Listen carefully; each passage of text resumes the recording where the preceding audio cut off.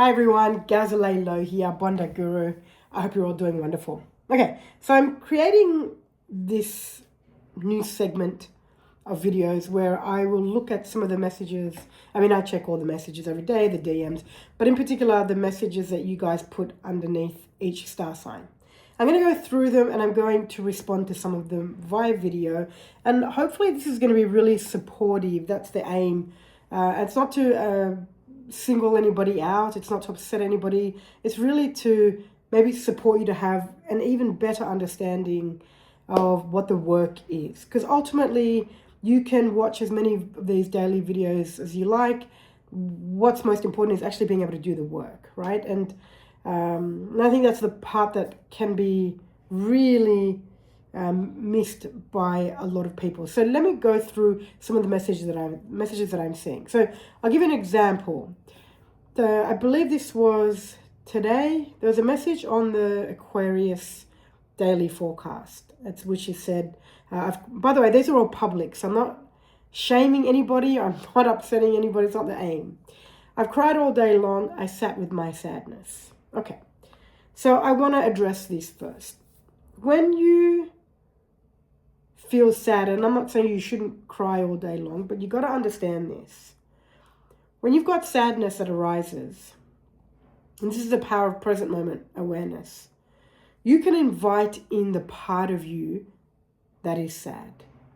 So if you just look at it this way, it's going to be a little bit of a mental shift. There's a part of you that is sad, right? You invite that part of you in. You might say, I'm aware that you're here and I'm going to be here with you, right? You may even envision what that part of you may look like. And you sit down with sadness, which means ultimately you're being present with sadness.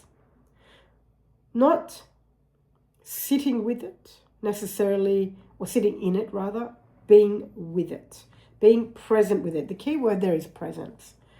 And when you invite sadness in and you're present with it, you're not reacting to sadness, meaning that you may not necessarily need to spend the entire day crying. Not that that's right or wrong, good or bad. I just want to make this, hopefully you'll watch this and go, oh, I can see, maybe if I do it this way, I don't need to get lost in all the emotions.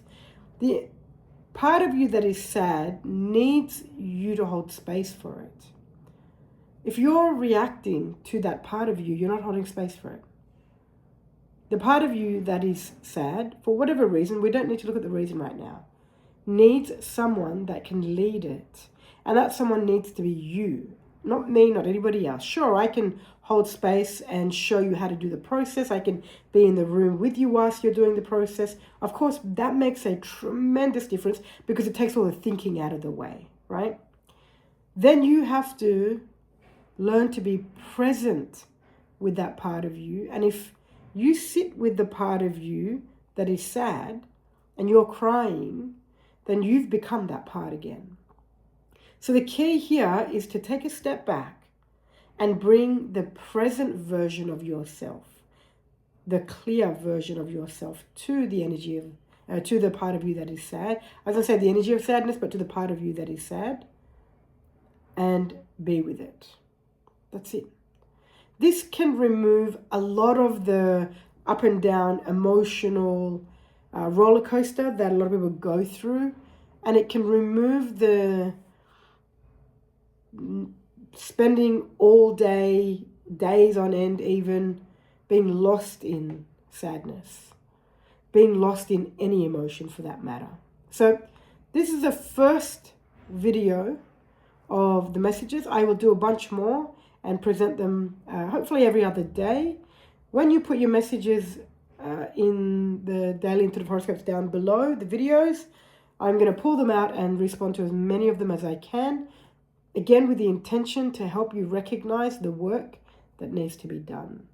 Any questions? Feel free to reach out. Thank you.